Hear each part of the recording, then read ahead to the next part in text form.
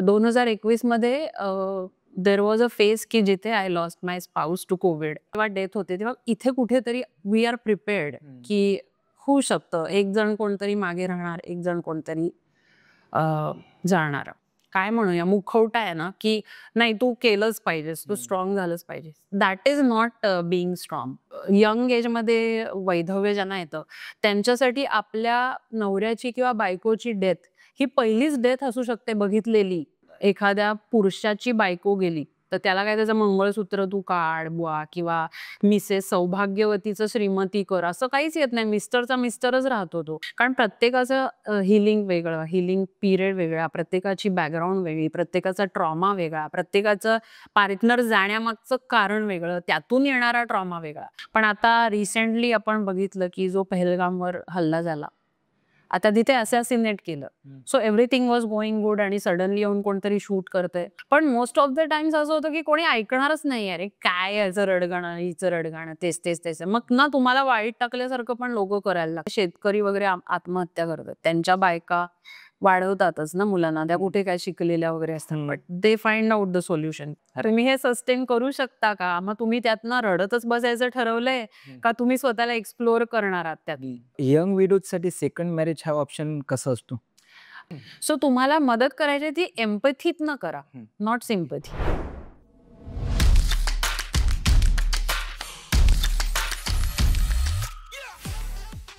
नमस्कार मॅडम. नमस्कार. तुमच्या या पॉडकास्टमध्ये खूप खूप स्वागत. धन्यवाद. कृपया तुमच्याबद्दल आमच्या प्रेक्षकांना थोडक्यात ओळख करून द्या की तुम्ही नक्की काय करता. जरूर. तर मी डॉक्टर मेघा विश्वास.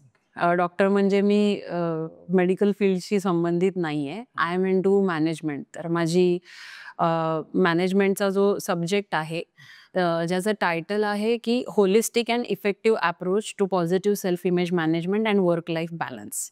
सो हा माझ्या डॉक्टरेटचा रिसर्चचा विषय आहे ॲक्च्युली आणि त्याच्याशी संबंधित आपण पुढे बोलणारही आहोत. असं तर मी IT प्रोफेशनल आहे.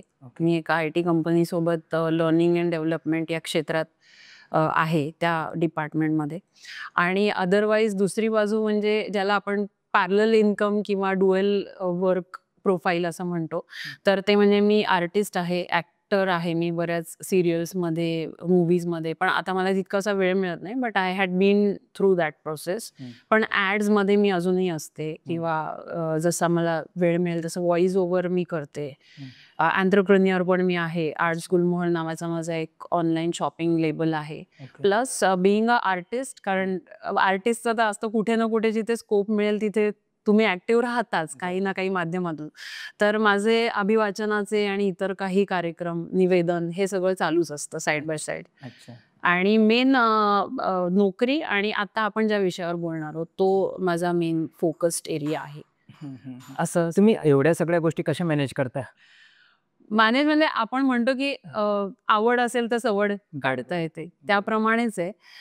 तर आर्टिस्ट म्हणून तर मी गेले 20 वर्ष आहेच वेगवेगळ्या क्षेत्रात. व्हॉइसिंग तर मी बरेच वर्ष करतेय, सिंगिंग पण करतेय, निवेदन करतेय. ऍक्टिंगला मी म्हटलं तसं म्हणावं तितका वेळ नाही देता येते, त्यामुळे मी ते गिवअप नाही केलं. पण सध्या ब्रेक घेतलाय असं मी म्हणेन, कारण नोकरी ही प्रायोरिटी आहे आणि त्याच्या मागे काही कारण आहेत ती आपण बोलूच.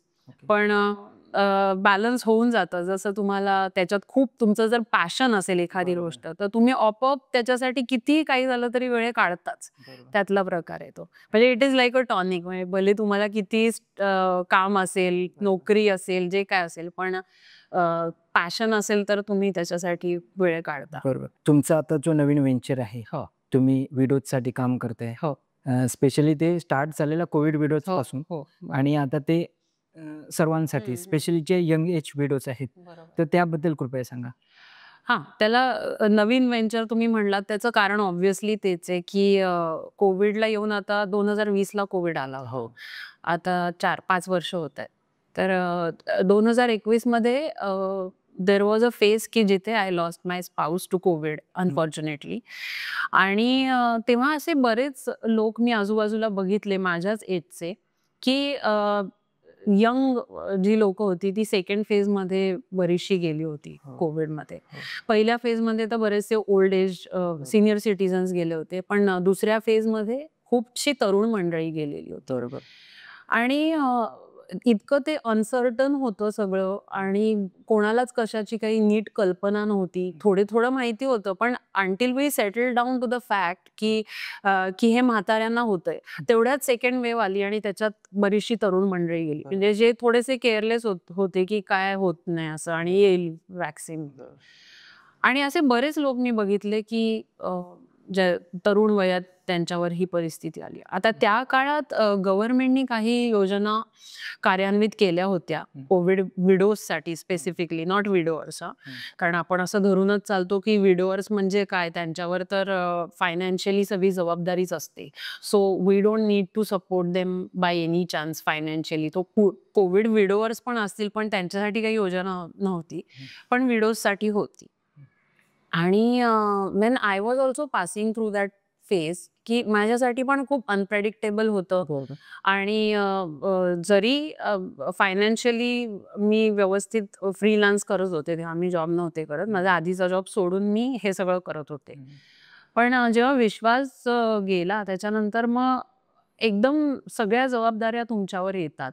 तर अदरवाईज तर आपण ते कसं तरी वी सेल थ्रू इट की हां, आता आपल्याला हे पूल करायचंय फायनान्शियली. मुलांची जबाबदारी जर मुलं असतील तर नंतर फॅमिलीची जबाबदारी, हे तर आपण करतोच, म्हणजे करायलाच लागतं. पण इमोशनल हेल्थ नावाचा जो प्रकार आहे आणि दॅट टू मी असा विचार केला की मेंटल हेल्थ हा एक वेगळा आस्पेक्ट आहे.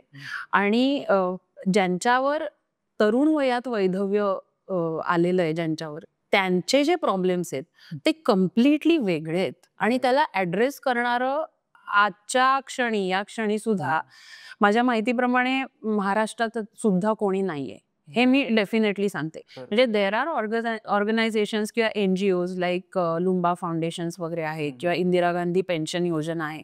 हे कोविड विडोना सपोर्ट करायला तयार झालेले आहेत. म्हणजे त्यांना फायनान्शियल सपोर्ट देणं किंवा त्यांना लाईफ स्किल्स शिकवणं, त्यांना त्यांच्या पायावर उभं करणं. But then what about the mental health? कारण त्यांचे प्रॉब्लेम्सच खूप वेगळे असतात. सो त्याच्यात पण आता खूप मोठा झोन आहे. आता जेव्हा मी यंग विडोज आणि विडोर्स म्हणते, so there is a specific age group. Okay, young म्हणल्यावर जे सिनियर सिटीजन्स नाही आहेत, म्हणजे जे 58-55 या एजला आहेत, बट स्टील मी म्हणेन की जे 50च्या आत आहेत आणि म्हणजे त्यांचे बऱ्यापैकी काही फ्युचर प्लॅन्स असतात आपल्या स्पाऊस बरोबर, काही व्हेंचर्स असतात जे त्यांनी म्हणजे इमॅजिन केलेले असतात. तर ते सगळं शॅटर्ड होऊन जातं ना. तर तो जो एक स्पेसिफिक ग्रुप आहे, त्याला मेंटल हेल्थ नाही म्हणणार मी, पण त्यांचं इमोशनल हेल्थसाठी कोणी ॲड्रेस करणारं किंवा त्या क्षणी त्यांच्याशी कोणी बोलणारं, त्यांचे प्रॉब्लेम समजून घेणारं कोणीच नाहीये. सो मी इमेज कन्सल्टिंगमध्ये आहेच बरीच वर्ष. जसं तर मी माझा रिसर्चचा सब्जेक्ट पण it is related to that. तर मी विचार केला की any which ways I am into consulting, then why not to focus on this aspect. कारण इमेज कन्सल्टिंगमध्ये पॉझिटिव्ह सेल्फ इमेज, जे मी तुम्हाला सुरुवातीला म्हटलं, जो माझा रिसर्च सब्जेक्ट आहे, त्याच्यामध्ये इंटरनल इमेज आणि आउटर इमेज हे दोन्ही आस्पेक्ट्स येतातच. आउटर म्हणजे तुमचं प्रेझेंटेशन, म्हणजे तुम्ही पर्सनॅलिटी वाईज कसे दिसता, काय कपडे घालता, तुम्हाला कुठची हेअरस्टाईल शोभून दिसेल, तुम्ही काय ॲक्सेसरीज हे सगळं तर इझिली अवेलेबल आहे इंटरनेट. पण what about the internal image, inner image? मग त्याच्यामध्ये इमोशनल वेलबिंग येतं, तुमची स्वतःची काळजी घेणं येतं आणि असे बऱ्याच गोष्टी येतात. तर एनी विच वेज मी त्याच्यावर कन्सल्टिंग सेशन घेतच होते आणि तो माझा रिसर्च सब्जेक्टच आहे. पण मग मी ठरवलं की स्पेसिफिक हा जो ग्रुप आहे ना, यंग विडो आणि विडोअर्सचा, त्यांनाच आपण फोकस केलं पाहिजे. Because I went through it. म्हणजे मला तेव्हा बोलायला कोणीच नव्हतं. म्हणजे असतात सगळे, मदत पण करतात, पण ना तुम्ही त्या तुमचे जे इमोशन्स असतात, जेव्हा तुम्हाला काय फील होतंय ते शेअर करायला किंवा ते ऐकून घ्यायला कोणीच नसतं. ते परत परत काहीचं तेच ऐका, असं काहीतरी होतं ते, आणि विच इज क्वाईट ऑब्व्हियस. पण मग मी ठरवलं की त्यावरच फोकस करायचं. आणि अनफॉर्च्युनेटली जेव्हा मी त्याची अजून म्हणजे माहिती काढली, तेव्हा मला दुर्दैवाने असं लक्षात आलं की भारतात ही कॉन्सेप्टच फार कोणाला माहिती आहे. मुळात consulting and counselling, these are two different things. हे मी मुद्दाम सांगेन प्रेक्षकांना. काउन्सिलिंगमध्ये एक मोठा कॅनव्हास आहे, ज्याच्यामध्ये तुमचं मेंटल हेल्थ आणि बरेचसे सायकोलॉजिकल प्रॉब्लेम वेगवेगळ्या प्रकारचे हे ॲड्रेस केले जातात, which is address by psychologist किंवा त्याचे जे क्लिनिकल सायकोलॉजिस्ट किंवा त्याच्यातले जे तज्ज्ञ आहेत, त्याचं शिक्षण घेतलेले जे लोक आहेत, त्यांच्याकडे लोक जातात त्यांचे प्रॉब्लेम्स घेऊन. That is related to counselling. But consulting म्हणजे फोकस्ड असतं, एका फोकस ग्रुपसाठी असतं, एक फोकस गोल अचीव करण्यासाठी असतं. सो मुळात आपल्याकडे कन्सल्टिंग आणि काउन्सिलिंग हे काय आहे हेच मुळात लोकांना ठाऊक नाहीये फार. तर आय डिसाइडेड की आपण कन्सल्टिंगवरच फोकस करायचं. म्हणजे इमेज कन्सल्टिंगचा आधार घेऊन, रिसर्च जो मी केला त्याचा आधार घेऊन आणि जे मी स्वतः एक्सपिरियन्स केलं when I was going through that phase. तर मी म्हटलं की ह्याचा आपण एक काय म्हणूया विचार करून एक असं काहीतरी मुवमेंट म्हणूया किंवा एक असा क्लब, विडोवर्स क्लब किंवा एक असा व्हेंचर असा आपण डिझाईन केला पाहिजे की ज्याच्यामध्ये कुठलेही यंग विडोज किंवा यंग विडोवर्स आहेत ते येऊन ओपनली त्यांचं जे काय प्रॉब्लेम्स आहेत emotional, I am not talking about the financial problems or so, कारण ते तर प्रत्येकाला वेगवेगळे असतात. I am just focusing on the emotional part, emotional wellbeing part. So अशी त्याची सुरुवात झाली. कारण मी स्वतः तेव्हा चाचपडत होते तेव्हा मला ह्याचं सोल्युशन मिळालं नव्हतं. समहाऊ आय कुड सस्टेन, कारण माझ्या मागे याची बॅकग्राऊंड होती या रिसर्चची आणि मी आधीपासून त्याच्यात होते. परत मी आर्टिस्ट आहे, त्यामुळे माझ्याकडे बरेचसे मार्ग होते वेंट आउट होण्यासाठी. पण सगळ्यांकडेच ते नसतात. थँकफुली माझी फॅमिली पण खूप सपोर्टिव्ह आहे. सगळ्यांनाच तशी फॅमिली मिळेल असं नाहीये सपोर्टिव्ह. सो खूप लोकांचे खूप वेगवेगळे प्रॉब्लेम्स असतात. So I thought why not, आणि नाहीच आहे आपल्याकडे तो कॉन्सेप्ट. सो तुम्ही इमोशनल सपोर्ट कसा देता? इमोशनल सपोर्ट म्हणजे बघा, ह्याच्यात मुळात आता लोक म्हणतील की काय असे वेगळे प्रॉब्लेम्स असतात, मग ते तर डिवोर्सी लोकांना पण असेल. नाही, मग देर इज अ ह्यूज डिफरन्स. कारण जेव्हा तुम्ही डिवोर्स घेता आणि तुम्ही सेपरेट झालेले असता किंवा तुम्ही एका स्पेसिफिक एजच्या पलीकडे जाता आणि तुम्ही सेपरेट झालेले असता, तेव्हा तुमचा कुठेतरी ऍक्सेप्टन्स इथे असतो की that is by your on choice. किंवा ओल्ड एज मधनं जेव्हा डेथ होते तेव्हा इथे कुठेतरी वी आर प्रिपेअर्ड की होऊ शकतं एक जण कोणतरी मागे राहणार, एक जण कोणतरी जाणार. पण अशा केसमध्ये जिथे सडन डेथ होते आणि जेव्हा एखादा जो मागे राहिलेला असतो तो प्रिपेअर्डच नसतो मुळात हे ऍक्सेप्ट करायला, तर त्यांना बघा 3 प्रकारचे चॅलेंजेस असतात मुळात. की लोक त्यांना म्हणत असतात की तू खूप स्ट्रॉंग आहेस, you need to push through it, आणि आम्हाला खात्री आहे की तू करशील वगैरे. मे बी ते ओळखत असतात म्हणून त्यांना तेवढा विश्वास असतो. पण मुळात आपल्याकडे हा जो एक काय म्हणूया मुखवटा आहे ना, की नाही तू केलंच पाहिजेस, तू स्ट्रॉंग झालंच पाहिजेस, that is not being strong असं मला वाटतं. मुळात ते मी ऍक्सेप्ट करायला त्यांना गाईड करते. की कसं असतं, आता हे जे मी तुम्हाला सांगितलं उदाहरणं दिली की तू करू शकतेस, तू पुढे जा, तू स्ट्रॉंग आहेस, आम्हाला माहिती आहे तू करशील, ह्याच्या मागे चांगल्या भावना असतात, मी त्याचा अपमान नाही करू शकत आहे. पण बिईंग स्ट्रॉंग म्हणजे मी असं म्हणेन की जे या फेजमध्ये की जेव्हा मला वाटतंय तेव्हा मी जाऊन सांगू शकले पाहिजेत की I want to be alone with my grief for sometimes. किंवा बॉसला जाऊन मी जर नोकरी करत असेल तर मी सांगू शकले पाहिजे की मी या झोनमध्ये नाहीये, तर I need my some time to come out of it. किंवा जे माझे सबऑर्डिनेट्स आहेत किंवा माझे जे पियर आहेत, माझ्या वयाचे जे लोक आहेत, त्यांच्याशी मी जाऊन हे शेअर करू शकले पाहिजे की तुम्ही जे काय प्लॅन करताय त्याच्यात मी पार्टिसिपेट नाही करू शकत आहे, because I want to be alone with my grief. आणि मी त्याच्याशी त्या ग्रीफ बद्दल कम्फर्टेबली बोलू शकले पाहिजे. सो माझ्यासाठी बिईंग स्ट्रॉंग इज ऑल दिस.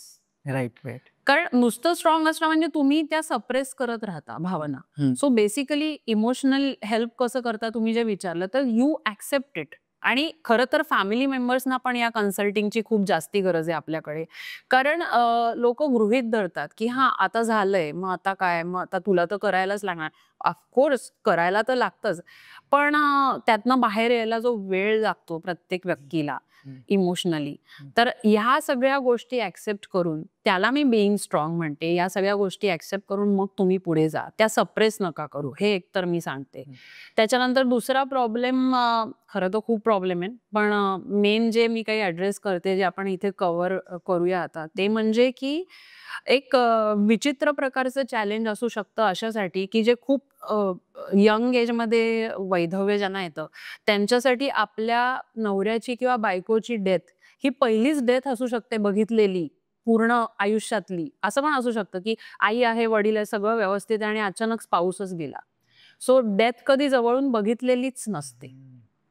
कशी असते, काय करायचं असतं, माहितीच नसतं ना. कारण नॉर्मली आपल्याकडे जे ओल्ड एज आपल्या आजी आजोबा किंवा आणि कोणाची डेथ होते, ते सगळं हँडल करायला एक तर पुरुष असतात मोस्टली, पुढे जाऊन सगळं करायला.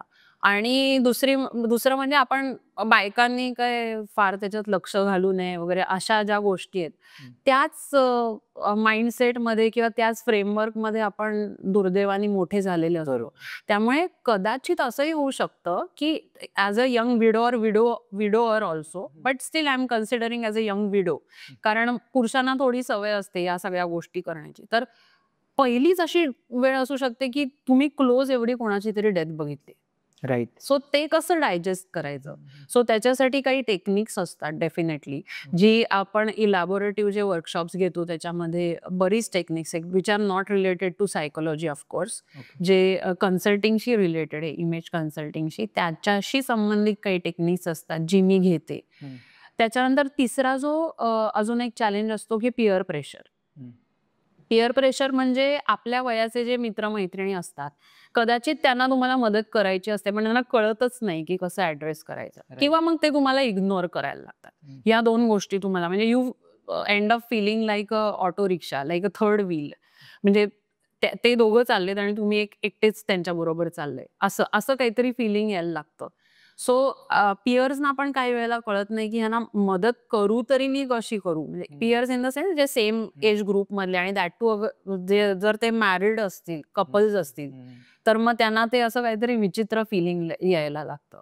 तो एक भाग झाला. सो तो एक ऍक्सेप्टन्स की तुमची फॅमिली, आता समजा तुम्ही 3 जण आहात, एखादं मूल असेल, त्यातला एक माणूस आता गेलाय, बाई किंवा पुरुष. सो त्या दोघांनाच तीच फॅमिली राहिली आता दोघांची, बरोबर. So you be as a support to each other and you try considering yourself as a family. Why not? होऊ शकतं ना. राईट. तर हा जो एक काय म्हणूया न्यूनगंड, किंवा हा जो एक प्रॉब्लेम म्हणतो ना, जो पियर्स कडून जाणवून दिला जातो, किंवा मग ते सारखं डोक्यात फिरत राहतं की अरे चॅलेंज, मग मी आता मिक्सअप कसा होणार, असं पण असतं. पुरुषांना थोडा कमी प्रॉब्लेम येतो, कारण जो मरायटल स्टेटसमध्ये मिसेस टू श्रीमती हा जो प्रवास आहे ना सिंगलहुड कडे post death of the partner, तो स्त्रियांसाठी खूप चॅलेंजिंग असतो. कारण आपल्याकडे सोशली पण खूप दुर्दैवानी वेगळी ट्रीटमेंट दिली जाते. म्हणजे बघा, आता एखाद्या पुरुषाची बायको गेली तर त्याला काय, त्याचं मंगळसूत्र तू काढ बुवा, किंवा मिसेस सौभाग्यवतीचं श्रीमती कर, असं काहीच येत नाही. मिस्टरचा मिस्टरच राहतो तो. किंवा आता काही असे सोशल इव्हेंट्स असतात जिथे सुवासिनी लागतात, किंवा हळदी कुंकू वगैरे असे जे सोशलायझिंगचे जे कार्यक्रम असतात, ते फेस करताना आपल्या इथे स्त्रियांना खूप प्रॉब्लेम येतो आणि ती ट्रीटमेंट दिलीच जाते. सो जे मी पियर म्हटलं ना, त्या पियरमध्ये हे पण येतं ना, सोशल ॲस्पेक्ट हे पण येतात. सो हे त्यांच्या घरातल्यांना पण कन्सल्टिंग मी ॲटलिस्ट एका व्यक्तीला बरोबर तुम्ही घेऊन या येताना कन्सल्टिंगला, जे तुम्हाला खूप क्लोज आहेत, जे तुमचे प्रॉब्लेम समजू शकतात. अशा एखाद्या फॅमिलीतल्या व्यक्तीला, मुलांना नाही इतर मुलं सोडून, कारण मुलांना ह्याच्यात ओढणं या सगळ्या प्रॉब्लेम्सची डील, कारण त्यांची वेगळीच एक स्ट्रगल चाललेली असते त्यांची. सो त्यांना आणणं इज नॉट अ सोल्युशन. पण हे पियरपैकी, म्हणजे फॅमिली मेंबरपैकी कोणतरी क्लोज, त्यांना घेऊन या कन्सल्टेशनला, की ॲटलिस्ट मी हे समजावू शकते की तुम्ही हे कसं टाळू शकता, त्या व्यक्तीला तुम्ही कसा सपोर्ट देऊ शकता, की फीलिंग इन्क्लुझिव्ह हा जो एक भाग असतो, की आम्ही पण स्टील आधी जसे होतो तसेच ह्या फॅमिलीमधले एक आहोत, किंवा या ग्रुपमधले एक आहोत, हे पटवून देणं, हे पियर्सची पण जबाबदारी आहे. सो ते पण मी समजावून सांगते. सो मी सजेस्ट करते की एखाद्या व्यक्तीला तुम्ही बरोबर घेऊन या. एकटे येऊ नका कन्सल्टेशनला येताना. सो या सगळ्या गोष्टी आहेत. बरं इतर पण बरेच प्लॅन्स म्हणजे तुमचे फायनान्शियल प्लॅन्स असतात ते शॅटर होऊन जातात. त्यानंतर तुम्ही काही असं काही ठरवलं असेल की मला पुढे जाऊन समजा फार्म हाऊस घ्यायचंय, स्टुडिओ घ्यायचंय, फलान ते सगळं कोलमडून जातं. तर मी नेहमी उदाहरण देते जे कन्सल्टेशनला येतात त्यांना, की एक तुम्ही असं छान एक असं घर बांधलंय, एक रो हाऊस. तिथे तुम्ही 10 वर्ष, 15 वर्ष राहताय. आता वेळोवेळी ते घर मेंटेन करण्यासाठी, त्यातलं इंटिरियर मेंटेन करण्यासाठी तुम्ही त्याच्यावर पैसे खर्च करता. ते टापटीप ठेवण्यासाठी किंवा त्याची काळजी घेण्यासाठी तुम्ही त्याच्यावर तुमचं वेळ, तुमची एनर्जी, तुमचा पैसा हे सगळं देत असता. त्याला कल्टिवेट करत असता. आणि समजा दुर्दैवाने त्या घरातलं एखादं इलेक्ट्रिक अप्लायन्सेस म्हणजे समजा गीझर किंवा हेअर ड्रायर किंवा सिलेंडर ब्लास्ट झालं आणि ते घराचं पूर्ण रंगरूप चेंज झालं, तर ते घर काय तुम्ही बदलता का? नाही ना. तुम्ही त्याला वेळ देता ना त्या घराला. परत पहिल्यासारखं नाही तर निदान नीटनेटकं करायला. मग त्याच्यासाठी जो पैसा लागेल, जी एनर्जी लागेल, जो वेळ लागेल, तो दिला गेला पाहिजे.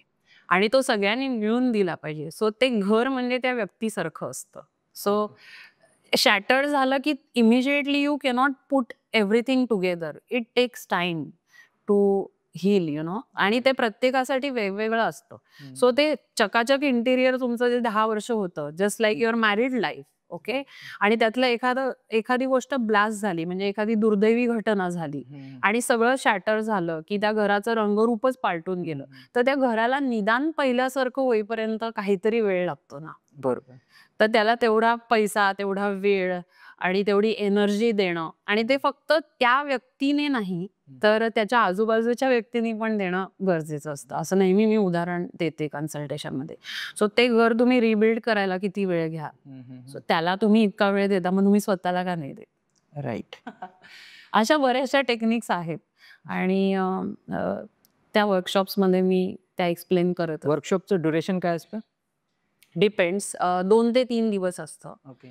आणि वर्कशॉप मुंबईत म्हणाल तर मी दादरला जे रामभाऊ म्हाळगी यांचं जी संस्था आहे त्यांचा मोठा हॉल आहे दादरला ईस्टला, तिकडे मी घेत असते ही सेशन्स. आणि मोस्ट ऑफ द टाइम जी रेसिडेन्शियल सेशन्स असतात ती मी कोकणात, माझं घर आहे स्वतःचं, फार्म हाऊस आहे, तिथे मी डेस्टिनेशन वर्कशॉप्स करत असते. कारण तिथे कसलेच डिस्टर्बन्सेस नसतात, कुठचाच केऑस नसतो, खूप शांत येते. आणि ते संगमेश्वर इथे आहे, तर तिथे 2 ते 3 दिवसाचं रेसिडेन्शियल वर्कशॉप मी देत असते. आणि एका बॅचमध्ये 5च लोक असतात. कारण इट इज रिक्वायर्ड तेवढा वेळ. हे इतर सरसकट सगळ्या कन्सल्टेशन सारखं नाहीये की जिथे तुम्ही एका मोठ्या मॉबला अड्रेस करता आणि ते जनरलाइज्ड एक कन्सल्टेशन असतं, तसं हे नाहीये. कारण प्रत्येकाचं हिलिंग वेगळं, हिलिंग पिरियड वेगळा, प्रत्येकाची बॅकग्राऊंड वेगळी, प्रत्येकाचा ट्रॉमा वेगळा, प्रत्येकाचं पार्टनर जाण्यामागचं कारण वेगळं, त्यातून येणारा ट्रॉमा वेगळा. जसं की फॉर एक्झाम्पल माझं तो कोविडचं मी तुम्हाला सांगितलं, पण आता रिसेंटली आपण बघितलं की जो पहलगामवर हल्ला झाला, आता तिथे असॅसिनेट केलं. So everything was going good आणि सडनली येऊन कोणतरी शूट करतंय. So that is again a different trauma. So I could relate. जेव्हा मी त्या बायकांना बघत होते ज्या मागे राहिल्यात, त्यांचे इंटरव्ह्यू वगैरे जेव्हा चालू होते, तेव्हा आय कुड क्लिअरली रिलेट की चांगलं असता असता समोर जातोय व्यक्ती किंवा ऍक्सिडेंटल केसेस असतात, सुसायडल केसेस असतात, किंवा असॅसिनेशन असं असतं. परत बॉर्डरवर जे लोक, आता ते तर प्रिपेअर्ड असतात टू सम एक्सटेंट की हे कधी ना कधी होणार आहे, but still again that is a different kind of trauma. So reason काय आहे जाण्यामागचं ते पण मॅटर करतं, त्याच्यातून येणारा ट्रॉमा पण मॅटर करतो, त्याचा हिलिंग पिरियड पण मॅटर करतो. सो प्रत्येक व्यक्तीला वेगवेगळ्या प्रकारे तुम्हाला ट्रीट करावं लागतं, त्यांचं ऐकून घ्यावं लागतं, त्यांना काय काय प्रॉब्लेम्स आहेत. कोणी फायनान्शियली सबळ असेल, कोणाला फॅमिलीचा सपोर्ट असेल, पण कोणाला नसेल. म्हणजे मोस्ट ऑफ द केसेस तर मध्ये तर असं असतं की फॅमिलीच नाही सपोर्ट करत. ओके. आता काही काही विडोअर्स जे येतात पुरुषांचं प्रमाण कमी आहे, पण जे येतात की त्यांना नाही करायचंय दुसरं लग्न, त्यांना तसंच राहायचंय, पण घरातलेच त्यांना पुश करतात. मग आता मुलांना कोण बघणार, मग तू तर बाहेर जाणार. But if that person is not emotionally and mentally prepared, then you cannot force ना. But most of the cases मध्ये असंच होतं की ते आगीतून फुफाट्यात पडणं असं म्हणतात ना, की पिअर प्रेशरमुळे, घरच्यांच्या प्रेशरमुळे करायला लागलो remarriage. So just for the sake of taking care of the child. तर परत त्यातून पण तुम्हाला आणखीन सायकोलॉजिकल प्रॉब्लेम तयार होणार असतील, then what is the use. असं पण आहे. पुरुषांच्या बाबतीत असे प्रॉब्लेम्स येतात. बायकांच्या बाबतीत जे मी म्हटलं की सिंगलहुड मधनं येणारे प्रॉब्लेम्स म्हणजे इतर पुरुष तुमच्याकडे कशा पद्धतीने बघतात किंवा कसे अप्रोच होतात, त्यातून येणारे चॅलेंजेस की सिंगल आहे मग काय, let us take a chance. म्हणजे आपण सपोर्ट द्यायला जाऊ आणि मग काहीतरी वेगळं, हे वेगळे चान्सेस असतात. उलट पण असतं हा बऱ्याच केसेसमध्ये पुरुषांच्या बाबतीत. म्हणजे काही काही विक्टिम कार्ड खेळणाऱ्या बायका पण असतात अशा सिंगलहुडमध्ये. सो त्यांचे प्रॉब्लेम्स या पुरुषांच्याकडे बघण्याचा त्यांचा दृष्टिकोन कदाचित आता हा सिंगल आहे, then I can go and approach him, असे पण प्रॉब्लेम्स असतात विडोअर्सचे, पुरुषांचे. हे आपण नॉर्मली पुरुषांचे प्रॉब्लेम लक्षातच घेत नाही. बायकांचे जे की आहेतही कम्पॅरेटिव्हली रेशो वाईज जर तुम्ही बघायला गेलात तर मी मगाशी जे उदाहरण दिलं की सोशल किंवा पिअर च्या अनुषंगाने येणारे स्त्रियांचे प्रॉब्लेम जास्ती आहेत. ओके. जेंडर बेस्ड पण प्रॉब्लेम जास्ती आहेत, जे पुरुषांना कमी आहेत पण आहेत आणि त्याला कोणी ऍड्रेस करायलाच जात नाही. So most of the cases असं होतं की जे विडो असतात ज्यांची पत्नी गेली आहे, hardly there are, I mean खूप कमी लोक असे आहेत, पुरुष असेल जे रिमॅरेज करणं पसंत नाही करत, जे सिंगलच असतात. आणि सिंगल हँडेडली ते सगळं करत असतात मॅनेज, पण very less. Most of the times असं घरच्यांकडनं सांगितलं जातं, बाबा कोण बघणार, मग त्या माणसाला करायचं असू दे ना नसू दे. तर पुरुषांचे प्रॉब्लेम परत वेगळे, स्त्रियांचे वेगळे. सो 5च लोक बॅच मध्ये घेण्यामागे तेच उद्दिष्ट आहे. स्त्री पुरुष दोन्ही हो हो, मिक्स असतात. ओके. आणि मग ना एक कम्युनिटी तयार होते की त्यांना असं वाटायला लागतं हा मी इथे जाऊन बोलू शकतो किंवा मी इथे जाऊन बोलू शकते, इथे मला कोणी जज करणार नाही, इथे माझं ऐकून घेणारं कोणीतरी आहे, इथे मला याच्यावर 100% सोल्युशन मिळेलच असं नाही, पण ऍटलिस्ट एक सुकून म्हणतो ना आपल्याला की आपल्याला ऐकणारं कोणतरी आहे. काही वेळेला बरेचदा आपल्याला असं असतं ना की आपल्याला कोणतरी ऐकून घेणारं हवं असं, राईट. आणि त्यातनं ना ते तेच सांगत असताना आपल्यालाच आपली उत्तर मिळतात, असं पण असतं बरेचदा. पण मोस्ट ऑफ द टाइम्स असं होतं की कोणी ऐकणारच नाही. अरे काय याचं रडगाणं, हिचं रडगाणं, तेच. मग ना तुम्हाला वाईट टाकल्यासारखं पण लोक करायला लागतात की ही काय सारखं तेच बोलते. पण प्रत्येकाला मी जसं म्हटलं की काय पद्धतीने ती व्यक्ती गेली आहे, त्यातून येणारा ट्रॉमा आणि त्यातून हिलिंगला लागणारा वेळ हे व्यक्तिसापेक्ष वेगवेगळं असतं ना. सो तो तुम्ही द्यायला पाहिजेत. आणि घरातल्या किंवा जवळच्या मित्रमैत्रिणींनी तुमच्या ग्रुपमध्ये जे आधी खूप छान होते आणि अचानक त्यांचं वागणं बदललं किंवा आधी तुमचं वागणं वेगळं होतं फॅमिली मेंबर्सचं आणि आता अचानक बदललं, तर त्या व्यक्तीला हील करण्याच्या ऐवजी आणखीन ते ट्रॉमामध्ये जातात.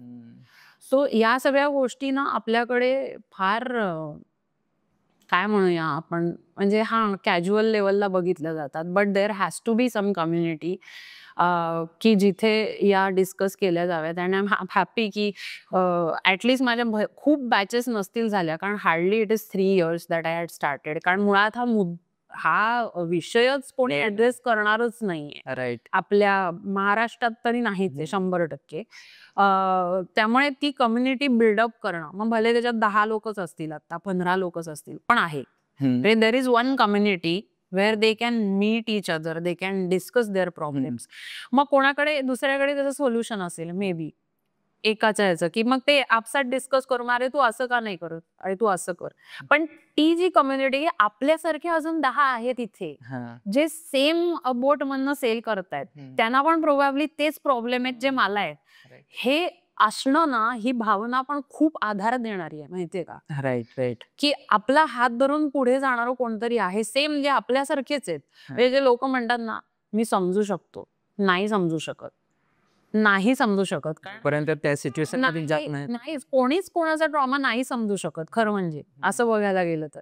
जो त्या सिच्युएशन मध्ये किंवा त्या ट्रॉमा मधनं जात असतो ना, त्यालाच ते माहिती असतं की कसं वाटतं आम्ही समजू शकतो. असं कधीही म्हणू नये चुकून सुद्धा, कारण ज्याचा त्याचा वेगवेगळा एक झोन असतो ना, त्यात ते आपण नाही इमॅजिन करू शकत. सो समजा मी असं आता बोलता बोलता म्हणले की त्या ज्या मॅडम होत्या ज्यांचा इंटरव्ह्यू दाखवला जात होता काश्मीर चा इन्सिडेंट झाल्यानंतर, आय कुड रिलेट की कदाचित त्या बाईला आता काय फील होत असेल की अचानक तिचा नवऱ्याला, ते तर आणखीन स्केरी की डोळ्यासमोर मारण. तर मी फक्त इमॅजिन करू शकते की ती बाई कशातनं जात असेल आता, पण मी नाही पूर्णपणे समजू शकत, कारण तिचा ट्रॉमा वेगळा आहे, माझा ट्रॉमा वेगळा आहे. राईट. सो ते समजून घेणं आणि त्या प्रकारे त्यांना गाईड करणं महत्वाचं आहे. तुम्हाला काय वाटतं की यासाठी प्रिपेअर्ड असलं पाहिजे की कारण काही वेळा हे सडनली ज्यावेळी झालं ना ते जास्त शॉकिंग असतं आणि बऱ्याच वेळा बायका म्हणजे पुरुषांवरती डिपेंड असतात फायनान्शियली सगळ्या गोष्टीने. तर या गोष्टीसाठी जर प्रिपेअर्ड थोडे असलंच पाहिजे मोस्ट ऑफ द टाइम्स. म्हणजे मी असं नाही म्हणणार की सगळ्या केसेसमध्ये, पण दुर्दैवाने आता बघा जे शेतकरी वगैरे आत्महत्या करतात त्यांच्या बायका वाढवतातच ना मुलांना, त्या कुठे काय शिकलेल्या वगैरे असतात, but they find out the solution. ते त्यांचा स्ट्रगल सस्टेन करतात. किंवा आता हे जे मी उदाहरण दिलं तर त्यांचं वेगळं असेल, काय वे आउट त्यातनं काढायचं असेल तर सक्षम तर असलंच पाहिजे.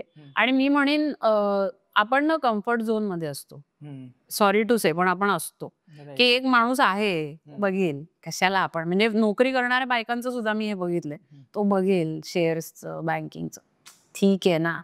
So we just try to push it. मी काय माझी नोकरीवरी मी बरी, एवढा पगार मिळतोय, बाकी तो बघेल.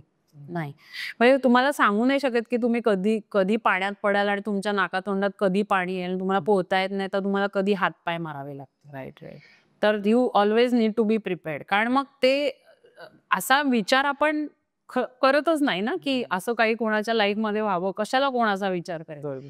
पण त्याला एक साईड अशी असते की आताच्या म्हणजे एवढ्या वोलाटाईल जगात आपण असं राहतोय, वल्नरेबिलिटी खूप वाढलेली आहे, तर तिथे प्रत्येकाने याचा विचार कुठेतरी बॅक ऑफ द माइंड करून ठेवा. जस्ट लाईक इन्शुरन्स एजंट सांगतात ना की असं व्हायला नाही पाहिजे, but you should be prepared. Right. तसंच येते, it is like that only की भले इन्शुरन्स घेण्यासाठी ते सांगेल की असा प्रसंग यावा किंवा न यावा, दॅट इज अ पार्ट, पण ते तुम्हाला त्याची जाणीव करून देत असतात. सेम तेच आहे की तुम्ही या गोष्टी जर तुमच्यावर तशी वेळ आली समजा, तर मग कच खायची, मग काय करू मला कळतच नाही, मग मी खूपच हतबल झाले किंवा झालो, मी आता कसं हँडल करू.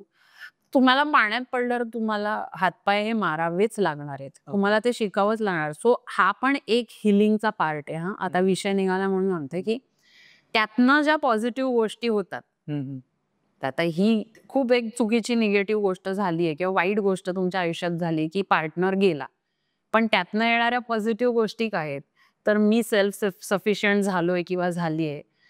पुरुष असेल तर बाई सगळं घरचं बघते, मुलांचं सगळं बघते, ते आता पुरुषालाही बघावं लागतं. So he gets to know की काय काय करावं लागतं. सेम ॲज महिला जर असेल, हिचा नवरा गेलाय, तर हे बाहेरचे सगळे व्यवहार. So you get to learn a lot of thing and you become self sufficient. So तुम्ही तो इन्सिडन्स जो तुमच्या आयुष्यात आलाय त्याच्याकडे काय अँगलनी बघता. So you were not like the same person ना अर्लियर. राईट. तुम्ही कामाची वाटणी करू, हे तो बघेल, हे मी बघेन, आता तो नाहीच आहे किंवा आता ती नाहीच आहे, मग तुम्हाला तो अँगल मिळतो ना. मग ते तुम्हाला शिकायचंय का त्यावर रडत बसायचंय, हा त्यातनं एक विचार देणं, हे पण एक कन्सल्टेशनचाच भाग आहे. अच्छा. की count the positive points that you are doing. So for example मी माझंच उदाहरण देते बरेचदा की आय यूज टू ड्राईव्ह. मी आता पण ड्राईव्ह करते, 2 व्हीलर पण करते, 4 व्हीलर पण करते आणि बाईक पण करते. पण अंटिल विश्वास वॉज देअर, त्याची बुलेट तो मला चालवायला द्यायचा नाही. तर तो गेल्यावर मला बऱ्याच लोकांनी सांगितलं तू विकून टाक, कशाला आता. तर मी परत चालवायला ती सुरुवात केली and I am driving it. So isn't it a good point, right? की आता मी तेवढ्याच एफिशियंटली ती घेऊन फिरतीये त्याची bike. So that is the only physical memory which was alive, which is alive. त्याची एकच फिजिकल मेमरी राहिली आहे ना माझ्याकडे आता ती. तर माझ्या मुलासाठी मग मी काय ठेवलं, तर ती बाईक मला विकता पण आली असती. तसं जसं शेतकऱ्यांच्या बायकांचं पण उदाहरण आहे, की त्यांनी सुसाईड केली किंवा तर मग पुढे काय करायचं मुलांना वाढणं, तर शेती गिव्हअप करायची का काय करायचं. मग काय काय बायका करतात, हिमतीने करतात. So they explore their capacities. किंवा आता CCDच्या चेअरमनचं उदाहरण आहे आपल्यासमोर, की त्यांनी सुसाईड केलं. कर्ज होतं त्यांच्यावर, त्यांच्या बायकोनी केलं ना सस्टेन, बरोबर. परत उभी राहिली company. So you come to know about your capacities. Actually असे प्रसंग जेव्हा तुमच्यावर येतात ना, तेव्हा तुम्हाला खरं कळतं की तुम्ही किती पाण्यात आहात. तुम्ही हे सस्टेन करू शकता का? मग तुम्ही त्यातनं रडतच बसायचं ठरवलंय का तुम्ही स्वतःला एक्सप्लोर करणार आहात त्यात, की ऍज अ ह्युमन बिईंग तुमच्या किती कपॅसिटीज आहेत ज्या आपल्याला ठाऊकच नसतात. आणि असे प्रसंग कदाचित आपल्यावर म्हणूनच येतात की आपण त्या कपॅबिलिटीज एक्सप्लोर करायला पाहिजे. सो हा एक अँगल देणं त्यांना, की अरे तुम्ही इतकं करताय ना, then you have become a different person all together. So तुम्ही संपूर्ण काय म्हणूया एक माणूस किंवा व्यक्ती होण्याच्या मार्गावर जी कामं दोघं जण मिळून करत होते ते आता एकटे तुम्ही करताय. So isn't it a positive side of it. So तशा साइड्स शोधणं, त्यांना हील करण्यासाठी या सगळ्या गोष्टी सांगणं, किंवा काय काय गोष्टी तुम्ही नवीन तुमच्या कम्फर्ट झोनच्या बाहेर जाऊन शिकलायत आणि त्यामुळे तुम्ही ॲज अ व्यक्ती किती एनरिचमेंट आली आहे तुमच्या लाईफमध्ये, ह्या सगळ्या गोष्टींची जाणीव करून देणं, हे पण त्याला खूप वेगवेगळे आस्पेक्ट्स आहेत. अच्छा. यंग विडोजसाठी सेकंड मॅरेज हा ऑप्शन कसा असतो? आज तो डिपेंड्स. आता मी त्याच्यावर भाष्य नाही करत साधारणपणे, कारण या सगळ्या गोष्टी तर आहेत. पण तरी सुद्धा जर एखाद्याला किंवा एखादी स्त्री आहे तिला जर सपोर्ट हवा असेल, तर ते व्यक्तिसापेक्ष असतं. आता प्रत्येकाला जर तो ऑप्शन घ्यायचा की नाही हे स्वातंत्र्य आहे, म्हणजे तो फिजिबल वाटत असेल तर त्यांनी घ्यावा. पण मी जसं मगाशी बोलता बोलता म्हणले, जर त्यातून आणखीन कॉम्प्लिकेशन तयार होणार असतील, राईट. तर it is not going to work anyway. So जेव्हा तुम्ही हा विचार कराल, तर तो विचार करण्याच्या मागे तुम्हाला कम्फर्ट झोन मधनं बाहेर यायचं नाही म्हणून तुम्ही तो ऑप्शन घेताय, का तुम्हाला खरंच गरज आहे त्याची, हा विचार करणं गरजेचं आहे. कारण मी जसं म्हणलं की ह्या जबाबदाऱ्या मी घेऊच शकत नाही, असं जर म्हणून मी हात वर केले, नाही घेऊ शकत मी दुसरं लग्न, मला घ्यायच्याच नाही त्या जाऊन, मग हा संपला विषय.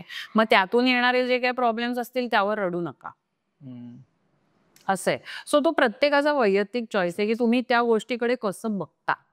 ओके. सो त्यातनं तुम्हाला लर्न करून एक चांगली अजून स्वतःला अपॉर्च्युनिटी देऊन, सेकंड अपॉर्च्युनिटी तुम्हाला लाईफ देते एक चांगलं व्यक्ती बनण्यासाठी किंवा एक परिपूर्ण व्यक्ती बनण्यासाठी, जे आपल्या कम्फर्ट झोनच्या बाहेर जाऊन काहीतरी शिकून वेगळं करायचा प्रयत्न करताय, का तुम्हाला जबाबदाऱ्या घ्यायच्याच नाही, किंवा मग हे करून शिवाय तुम्हाला लग्न करायचंय. तर इट इज म्हणजे पर्सन टू पर्सन असं, त्यावर आपण नाही काही भाष्य करू शकत की करायला पाहिजे किंवा नाही करायला पाहिजे. बट माझा तर अँगल जेव्हा कन्सल्टेशन मी देते तेव्हा हाच असतो की कोणावर डिपेंड नाही राहायचं, की परत तुम्ही दुसरं मॅरेज केलं आणि देव न करू तसंच झालं तर काय गॅरंटी आहे, है ना. होऊच शकतं ना. तुम्ही करा, पण मग तुम्ही या सगळ्यातनं शिकून मग करा. कुठची वेळ येऊ शकते, काही होऊ शकतं, या सगळ्या गोष्टी विचारात घेऊन मग तुम्हाला परत एक कंपॅनियनशिप हवीच असेल ओल्ड एज साठी म्हणा, किंवा काय तुमचे विचार असतील तर खुशाल करू शकता. पण मग then be prepared. When you are getting married for the second time, then you have to be prepared. Right. या सगळ्या गोष्टींचा विचार करून मग करा, नाही मग पुन्हा तेच असं आहे ना. तुम्ही मगाशी म्हणालात की इनर इमेज कन्सल्टिंग तुम्ही करता, तर ते नक्की काय असतं? कारण ते त्याचाच भाग आहे. म्हणजे जे इमेज कन्सल्टिंग, जो मी सुरुवातीला माझा सब्जेक्ट तुम्हाला सांगितला की holistic and effective approach to positive self image management, सकारात्मक स्वयं प्रतिमा. आणि जे व्हेंचर आहे माझं, त्याचं नावच स्वयं एक्सप्लोर सेल्फ असं आहे. स्वयं म्हणजे मी स्वतः, एक्सप्लोर म्हणजे शोधणे, सेल्फ स्वतःला शोधणे. या व्हेंचरच्या अंडर मी ते घेते, तो माझा सब्जेक्टच तो आहे. सो त्या सब्जेक्ट मध्ये हे सगळंच येतं, not just inner image, outer image सुद्धा, जे मी तुम्हाला मगाशी म्हणलं की बाहेर म्हणजे तुमच्या प्रेझेंटेशन ज्या रिलेटेड गोष्टी असतात त्या आउटर इमेज मध्ये. इनर मध्ये मग तुमचं हेल्थ आलं, कारण तुमचं शरीर जर तंदुरुस्त असेल तरच मन आणि शरीर एकात एक गुंतलेलं असतं. जर एक जरी डाऊन असेल तर दुसऱ्याचं काहीतरी बिनसतं. असं आहे ना, जर माझं काहीतरी दुखत असेल आय टेंड टू गेट म्हणजे अपसेट होऊ शकतो एखादा माणूस, की अरे मग आपलं कामाला नाही लक्ष लागत, मन लागत नाही असं आपण म्हणतो ना. सो मन आणि शरीर या दोन्ही एकत्र जाणाऱ्या गोष्टी आहेत. सो इनर मध्ये तेच आहे की तुमचं हिलिंग, तुमची एनर्जी, तुमचं मेडिटेशन, तुमचं मेंटल और इमोशनल वेलबिंग. बरं तुम्ही इनर इमेजमध्ये कम्युनिकेशनचा पार्ट, तुमची बॉडी लँग्वेज, हे सगळंच येतं. बॉडी लँग्वेज दोन्हीकडे येऊ शकतं, थोडा इथे पण आणि थोडा तिथे पण, इनर आउटर दोन्हीचा पार्ट येतो. सो मेनली इमोशनल वेलबिंग हेच म्हणेन मी, आणि हेल्थ. त्यात हे पण येतं का की तुम्ही स्वतःशी कसं बोलता स्वतःबद्दल? येस, प्लस काय शेअर करता? येस. इमोशनल म्हणलं की सगळंच आलं त्याच्यामध्ये, त्याच्याशी संबंधित. Again but that is not related to counselling. जे मी तुम्हाला म्हटलं त्याचे टेक्निक्स कम्प्लिटली वेगळे आहेत असं. सो इमेज कन्सल्टिंगमध्ये जे टेक्निक्स वापरले जातात ते प्रोबॅबली सायकोलॉजिकल कन्सल्टिंग जे म्हणतात त्याच्यात नसतील वापरले जात, किंवा दोन्हीकडे वापरले जात असतील. पण हे दोन्ही वेगळे पार्ट आहेत ॲज पर माय नॉलेज, की या दोन्ही वेगळ्या गोष्टी आहेत. कारण जेव्हा तुम्ही काउन्सिलरकडे जाता, जो सायकोलॉजिस्ट आहे त्याच्याकडे खूप प्रकारच्या गोष्टींना ॲड्रेस करण्याची क्षमता असते, त्याचं शिक्षण त्याने घेतलेलं असतं, त्याचे टेक्निक्स असतात. Whereas consulting is always focused. So focused प्रॉब्लेम्सनाच ॲड्रेस करणं हेच त्यालाच कन्सल्टिंग म्हणतात बेसिकली. सो इनर इमेज मध्ये तेच येतं सगळं जे तुम्ही म्हणलात, पण त्याचे टेक्निक्स वेगळे असतात. अच्छा. तुमच्याकडून कोणाला कन्सल्टिंग घ्यायचं असेल तर तुम्हाला कसं कॉन्टॅक्ट करायचं? एक तर इंस्टाग्राम हँडल आहे स्वयं एक्सप्लोअर सेल्फचं, तिकडे तुम्ही जाऊन DM करू शकता. आणि माझी वेबसाईट पण ती आता अंडर कन्स्ट्रक्शन आहे आणि त्याचे चेंजेस होत असतात. तर swayamexploreself.in नावाची माझी वेबसाईट आहे. तिथे जाऊन तुम्ही फॉर्म भरू शकता आणि त्याच्या थ्रू तुम्ही कनेक्ट होऊ शकता. कन्सल्टेशनसाठी, सेशनसाठी, वन-ऑन-वन सेशनसाठी, ग्रुप सेशनसाठी, डेस्टिनेशन वर्कशॉपसाठी सगळेच ऑप्शन्स त्याच्यात आहेत. सो ती वेबसाईट सध्या तुम्ही जर ते टाईप केलं तर येणार नाही, because it is under construction. So काही दिवसांनी ती अप होईल. पण टिल दॅट टाइम तुम्ही माझं जे इन्स्टा हँडल आहे, माझं पर्सनल मेघा विश्वास क्रिएटिव्ह सोल नावाचं, त्याची आपण लिंक देऊया. आणि स्वयं एक्सप्लोअर सेल्फचं जे इन्स्टा हँडल आहे त्याच्या थ्रू कनेक्ट करू शकतात, किंवा व्हॉट्सअपच्यात केस. समजा यंग विडो आहे, तर तिला फॅमिलीला तुम्ही कन्सल्टन्सीसाठी घेऊन या म्हणून सांगता, तर त्यांना तुम्ही काय सांगाल? आता जे खूप जवळचे आहेत त्या व्यक्तीच्या फॅमिलीतलं कोणीतरी, तर ते काय प्रकारे मदत करू शकतात असं तुम्ही म्हणताय ना, कारण मी त्यांना कन्सल्टेशनला बोलावतो. तर प्रॅक्टिकल सपोर्ट हा एक प्रकारचा सपोर्ट असतो, की ज्याच्यामध्ये तुम्ही टँजिबल असिस्टन्स देऊ शकता, की घरातली काही कामं जेव्हा ती स्वतः एक व्यक्ती इतर महत्वाच्या कामामध्ये अडकलेली असेल, तेव्हा तुम्ही जी घरातली कामं आहेत त्याच्यात त्यांना तुम्ही मदत करू शकता. किंवा अगदी छोट्या छोट्या गोष्टी, म्हणजे ग्रोसरी शॉपिंग पासून लॉन्ड्री पर्यंत आणि बिलं भरण्यापर्यंत. आता तर सगळं ऑनलाईनच झालंय, बट स्टील जर तसं नसेल तर मील प्रिपरेशन वगैरे या छोट्या छोट्या कामामध्ये तुम्ही प्रॅक्टिकल असिस्टन्स देऊ शकता त्या व्यक्तीबरोबर राहून. त्यानंतर इमोशनल सपोर्ट म्हणजे ऐकून घेणं. जे मी म्हटलं की ती व्यक्ती भले 10 वेळा बोलेल त्याच्या बाबतीत, पण ते ऐकून घेणं न कंटाळता. आणि अजिबात असं न म्हणणं की मी समजू शकतो किंवा मी समजू शकते. Just be there. ठीक आहे, बोलायचं आहे ना. आपल्याला हल्ली प्रॉब्लेम हाच झालाय की आपल्याला समोरच्याचं ऐकायचंच नसतं. सगळ्यांना स्वतःच सांगायचं असतं, कोणालाच समोरच्याचं ऐकायचं नसतं. आणि म्हणून इतकी ॲक्सेसिबिलिटी असताना, की इतकं लाईव्ह सुकर झालेलं असताना, फोनच्या टिपवर सगळी आपली कामं होत असताना सुद्धा वी आर नॉट हॅपी. कारण आपल्याला समोरच्याचं एकटं ऐकून घ्यायचं नसतं. दुसरी गोष्ट ऐकलं तर ते समजूनही घ्यायचं नसतं, त्याची ग्रॅव्हिटी काय आहे. सो जेव्हा त्यातून परत जर ग्रीविंग अशी व्यक्ती असेल, तर मग त्याला गृहीत न धरणं. गृहीत न धरता तो भले 15 वेळा सांगेल, 20 वेळा सांगेल, तुम्हाला ती स्टोरी तोंडपाठ असेल, पण तरीही ओके, ऐकून घ्या. त्यातून त्याला हिलिंगसाठी, ॲक्सेप्टन्ससाठी मुळात ना हे खूप हेल्प करतं, की तेच तेच मी स्वतःला सांगते, ओके हे असं झालं, हे असं झालं, हे असं झालं, ओके मग असं झालं, मग त्यांनी असं केलं. ओके. जेव्हा सुरुवातीच्या काळात नाही, जेव्हा ती व्यक्ती डिस्टर्ब असते तेव्हा मग लोकं येतात ना समाचाराला आणि विचारतात कसं झालं काय? तेव्हा नाही. तेव्हा तो एक काळ जाऊ द्यावा 15 दिवसाचा. जेव्हा त्या व्यक्तीला स्वतःहून सांगायचंय, की हे असं झालं यार, मी कसं आता काय? कारण बरेचदा ना गिल्ट पण असतं त्या व्यक्तीला, की मी कुठे कमी पडले, मला समजलं कसं नाही, मी काही करू कसं नाही शकले त्या व्यक्तीला वाचवण्यासाठी. असे खूप प्रॉब्लेम्स आणि प्रश्न असतात त्या व्यक्तीला, विडोला किंवा विडोवरला, राईट. की कुठे चुकलं असेल, काय? तर ते ना स्वतःचीच उत्तर शोधण्याचा प्रयत्न करत असतात जेव्हा ते परत बोलतात. तर त्यांना कदाचित ते बोलून मी तुम्हाला सुरुवातीला म्हटलं त्यातनं त्यांची उत्तरं त्यांना मिळू शकतात. पण ते ऐकणारं कोणतरी पाहिजे ना. राईट. स्वतः किती बोलणार? कारण स्वतः तर आपण प्रत्येक व्यक्ती ना आपण मनातल्या मनात स्वतःशी बोलतच असतो कंटिन्युअस. आणि मोस्टली प्रश्नच विचारत असतो, याची उत्तरच मिळत नाही.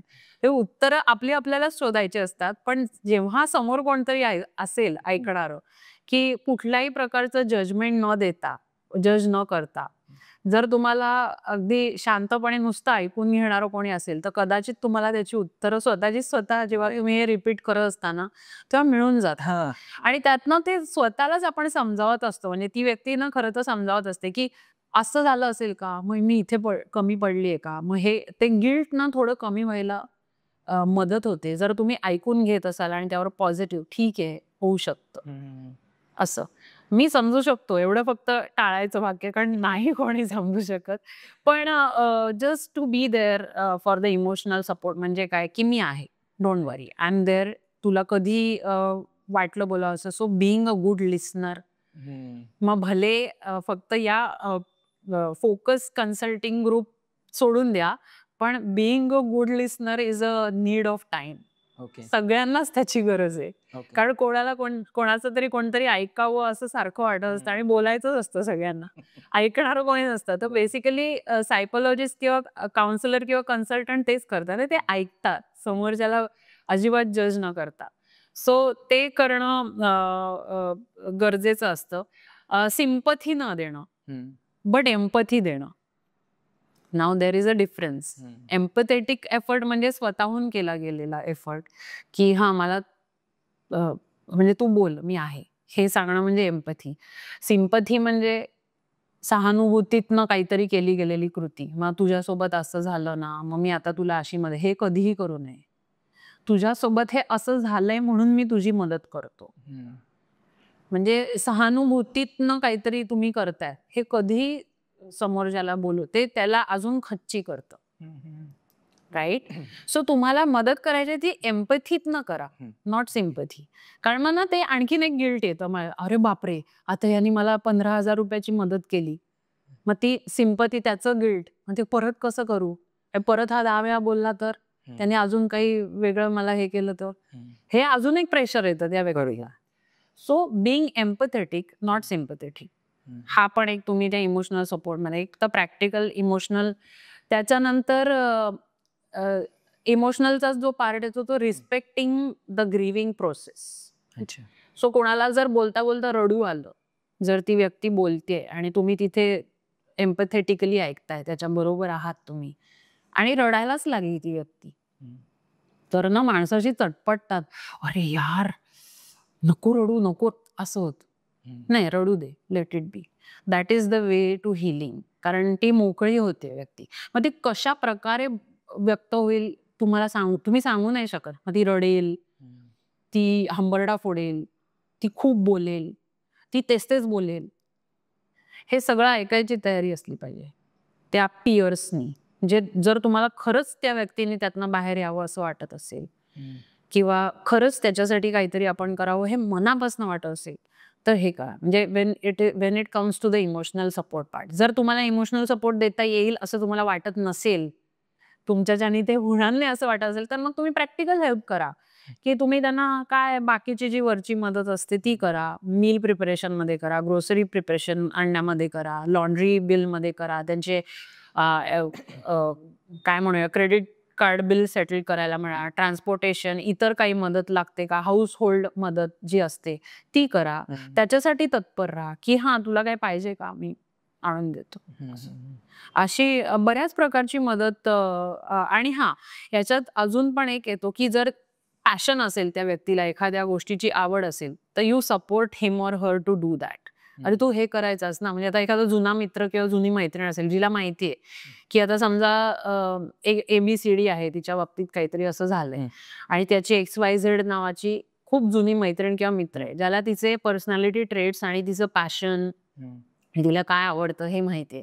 So you can push that person to again go back to that passion. कारण तो फोकस थोडा शिफ्ट होतो ना, की तुम्हाला आवडीचं जे काम आहे, जे तुम्ही लग्न होण्याआधीपासून करताय, जे तुम्हाला आवडतं. जेव्हा ती गेलेली व्यक्ती तुमच्या आयुष्यात नव्हती, तेव्हापासून तुम्हाला आवडतं. म्हणजे कोणाला क्रिकेट खेळायला आवडतं, then you push him to join the cricket club. किंवा कोणाला डान्स करायला आवडत असेल एखाद्या व्यक्तीला, you push that person to go and join the dance class किंवा म्युझिक क्लास. त्यातनं बाहेर काढण्यासाठी त्यांचे जे पॅशन पॉइंट्स आहेत ते ओळखा, ते त्यांना करायला लावा. वेळ लागेल पण होतं, हळूहळू होतं. त्या प्रकारे तुम्ही हेल्प करू शकता. किंवा फुकटचे सल्ले द्यायला जाऊ नयेत. अनसॉलिसिटेड ॲडवाइसेस ज्याला म्हणतात, जे मी म्हणलं ना, मी समजू शकतो. अगदीच अवॉइड करायला लागतं हे वाक्य. किंवा मी भरल्यापोटी अक्कल शिकवू नये समोरच्याला. कारण त्याला जरी ते सांगणं आपल्याला तितकं सोपं असेल ना, तरी त्याला ते करणं वेळखाऊ असू शकतं किंवा त्याला तेवढा टाइम देणं गरजेचं असू शकतं. हे काय तुला एवढं सांगितलं ना, तू करत का नाहीस? असं नसतं ना. त्याला ते काय म्हणतात, त्याने ते ॲब्झॉर्ब करणं आणि त्यावर ॲक्शन घेणं, याला काहीतरी एक वेळ लागेल ना. तर बी पेशंट. हा पण एक मुद्दा आहे त्याच्यामध्ये. आणि अनसॉलिसिटेड ॲडवाइसेस तर म्हणजे कोणतरी काका, मामा लांबून सांगतायत फोन करून, त्याला काय आता तू यायलाच पाहिजे. मी सुरुवातीला सांगितलं की तुला यायलाच पाहिजे बाहेर यातून, तुला यायलाच पाहिजे, तू केलंच पाहिजे. ते तर मलाही माहिती असतं की केलंच पाहिजे. पण तो जो वेळ आहे ना त्यातनं बाहेर येण्यासाठी, प्रत्येकाचा वेगवेगळा असतो तो त्याला देणं गरजेचं आहे. मग तुम्ही तिकडे बसून कसं शिकवू शकता? So unsolicited advices please avoid. कारण प्रत्येक व्यक्ती ही वेगळी असते आणि ते कसं घेईल हे सांगू शकत नाही. मग तुम्ही त्याला धीर देताय त्या व्यक्तीला, की आणखीनच त्याचं खच्चीकरण तर होत नाहीये ना, याचं भान ठेवायला फॅमिली मेंबर्सने किंवा त्याच्या पीअर ग्रुपमधल्या लोकांनी हे भान ठेवलंच पाहिजे. आपल्या एखाद्या छोट्याशा कमेंटने, कोणी इंटेन्शनली पण नाही करत, अनइंटेन्शनली पण होतं, पण त्यामुळे त्या व्यक्तीला कसं फील होईल याचं भान ठेवायला पाहिजे. म्हणजे आता मी जे म्हटलं की सोशली स्त्रियांना जी ट्रीटमेंट दिली जाते, की आधी सगळीकडे त्यांना बोलावलं जातंय सगळ्या फंक्शनमध्ये आणि मग अचानक म्हणतात नको, तिला नको बोलवायला. सो तुमच्या एका वाक्याने किंवा तुमच्या एका ॲक्शननी त्या व्यक्तीच्या आयुष्यात किंवा त्या व्यक्तीला इतका मानसिक आघात होऊ शकतो. तर त्याच्या ऐवजी तुम्ही कमीत कमी बोला आणि जे बोलाल ते एम्पॅथेटिकली बोला. नाहीतर मग बोलू नका. म्हणजे एक ते इंग्लिशमध्ये जे सेइंग आहे ना, if you cannot say something nice, don't say anything at all. तर काहीच बोलू नका. मग जर तुम्हाला चांगलं बोलता येत नसेल तर. आणि तुम्हाला खरंच मदत करायची इच्छा असेल तर जस्ट बी देअर. तुमच्या कृतीतनं ते जाणवू द्या असं.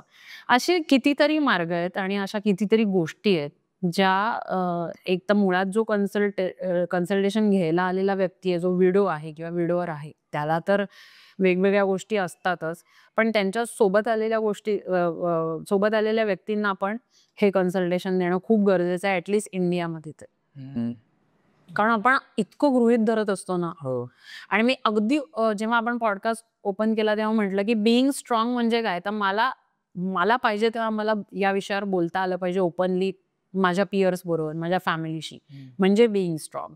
मला जेव्हा वाटेल तेव्हा माझ्या ऑफिसच्या कामातनं जर मी सायकोलॉजिकली डिस्टर्ब असेल, एखादा दिवस असेल महत्वाचा, माझी मॅरेज अॅनिव्हर्सरी असेल, गेलेल्या व्यक्तीचा बर्थडे असेल, मी प्रत्येकाला नाही सांगू शकत ना की आज माझा नवरा गेला, त्याचा आज birthday.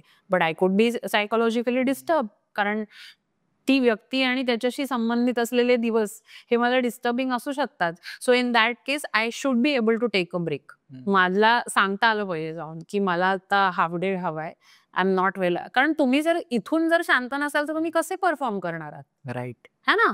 So that is being strong. Being strong म्हणजे मला हे वाटतं की हे स्वातंत्र्य असलं पाहिजे प्रत्येक ग्रीविंग व्यक्तीला, की मला अर्थात त्याचा अनड्यू ॲडव्हान्टेज कोणी घेऊ नये, पण ते स्वातंत्र्य त्या एका स्पेसिफिक काळाकरता त्या व्यक्तीकडे असायला हवं, की आज मला नाही यायचंय तुमच्याबरोबर कुठेतरी फिरायला, असं समजा ग्रुप कुठे जात असेल, कारण आय एम डाऊन, मला माझी इच्छा नाहीये माझी, किंवा मला नाही होते माझ्याकडनं आज काम, मी घरी जाते किंवा मी थोड्या वेळाने काम करते, let me take some break, I am disturb. हे जेव्हा तुम्ही सांगू शकता ना, ते फ्रीडम आहे. Right. That is being strong. आणि हे तुम्ही सांगू शकले पाहिजेत. आणि ते आपल्याकडे कन्सेप्टच नाहीये ते समजून घेण्याची. काय एवढं असंच म्हणजे गृहीतच धरतात लोक. आणि मग त्यामुळे ना ते शेअर करायची पण भीती वाटायला लागते. मग हा प्रॉब्लेम आहे की बोलतच नाही कोणी त्याबद्दल. कारण आपल्याला जर बोललं तर मग लोक काय म्हणतील, सांगून काय फायदा, असंच म्हणणार, असंच करणार, की काही एवढा त्याचा बाऊ करते, काय हा एवढा रडत बसतो, त्याच्यात काय एवढं, झाले ना आता एवढे दिवस, असं नाही म्हणू शकत तुम्ही त्या व्यक्तीला. कारण तुम्हाला नाही माहिती ना की त्यांचं त्या गेलेल्या व्यक्तीशी किती क्लोज केमिस्ट्री होती, किंवा किती क्लोज. कारण एक व्यक्ती जेव्हा जाते तेव्हा त्याच्या मागे बऱ्याच गोष्टी घेऊन जात असते. Once that person is gone, there is a lot of it to be gone with that person. कारण तुमचे रुटीन वाईज तुमची कामांची डिव्हिजन. एक तर व्यक्ती मला आलेली, ती सांगत होती, मी आता भांडू कोणाशी. खूप म्हणजे ते म्हणजे आपण इतक्या छोट्या छोट्या गोष्टी जे कंपॅनियनशी आपण गृहीत धरत असतो त्या व्यक्तीला, जेव्हा ती व्यक्ती निघून जाते, तिचं त्या बाईचं म्हणणं होतं की मी आता डिबेट कोणाशी करू, मी आता भांडू कोणाशी. कारण that was our stress buster. जेव्हा आम्ही घरी यायचो, जेव्हा माझा नवरा यायचा घरी आणि मी यायचे घरी, तेव्हा आम्ही जेव्हा कॉफी पीत बसायचो, आल्यानंतर दिवसभराचं सगळं शेअर करायचो, तर कुठच्या मुद्द्यांवर आमचं पटायचं नाही आणि त्यातून जे आम्ही डिबेट करायचो किंवा त्यातून जे आमच्या आर्ग्युमेंट व्हायच्या, त्याच्यात आमचा स्ट्रेस बस्टर होता. आता मी कोणाशी भांडू? म्हणजे लोकांना काय काय प्रॉब्लेम असू शकतात, तुम्ही विचार करा. हे जो तो त्या बाईचा स्ट्रेस बस्टर होता. आणि आता माझा नवरा गेला तर मी कोणाशी म्हणू? तुम्ही इमॅजिन नाही करू शकत काय काय लोकांना प्रॉब्लेम असतो. बरोबर असं. ठीक आहे आता. नाही, खरंच हे खूप डीप आहे. बरोबर. ऍक्च्युली की आपण फार गृहीत धरत असतो. आणि हो. आणि बऱ्याच गोष्टी अशा आहेत ज्यांचा आपण विचार पण केलेला नसतो. आणि that turns out to be a stress buster. That आता तिची ती एम्प्टीच झाली ना स्पेस कम्प्लिटली, की मी कोणाशी डिस्कस करू दिवसभराचं झालेलं, कोणाशी डिबेट करू, त्या डिबेट मधनं मला काय नवीन थॉट मिळू शकतो, त्याचा थॉट मे बी वेगळा असेल, त्या गोष्टीकडे बघण्याचा माझा वेगळा असेल. सो माझ्याकडनं त्याला किंवा त्याच्याकडनं मला जे थॉट एक्सचेंज होतं, त्यातून आपण जे एनरिच होत असतो, बरोबर, तेच गेलं आता. असाही प्रॉब्लेम असू शकतो. म्हणजे हे खूप, आपण आता हसतोय पण हे खूप डीप आहे. हे खूप डीप आहे. म्हणजे ती बाई जेव्हा हे बोलली ना, तेव्हा मला सुचलंच नाही 2 मिनिटं. म्हणजे आय कुड ऑल्सो रिलेट, की अरे हो, असं होतं नवरा बायक म्हणजे it is a truly good companionship. किंवा किती छोट्या छोट्या गोष्टी असतात. किंवा एक व्यक्ती मला, म्हणजे मित्रच आहे माझा तो, unfortunately he lost his wife. तर तेव्हा तो म्हणाला होता की जेव्हा मी काहीही नॉनसेन्स जोक्स क्रॅक करायचो, त्याला पण माझी बायको ॲप्रिशिएट करायची, हसायची. तर आता माझे नॉनसेन्स जोक आणि पीजे कोण ऐकते? हेही स्ट्रेस बस्टर असू शकतं.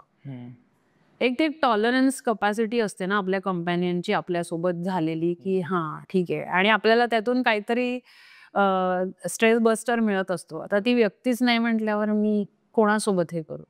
हे क्षुल्लक वाटू शकतं, but it is very important in a day to day life. So असे खूप वेगवेगळे प्रॉब्लेम्स असतात आणि ते समजून घेणं इज अ बिग टास्क. आणि दुर्दैवाने आपल्याकडे असा कुठचाच क्लब नव्हता. म्हणजे आता मी करतेय, त्याच्या व्यतिरिक्त अजून कुठचा असेल तर मला तरी माहिती नाही. यंग विडो आणि यंग विडोर्सना अटेंड करणं is all together a different challenge. Right.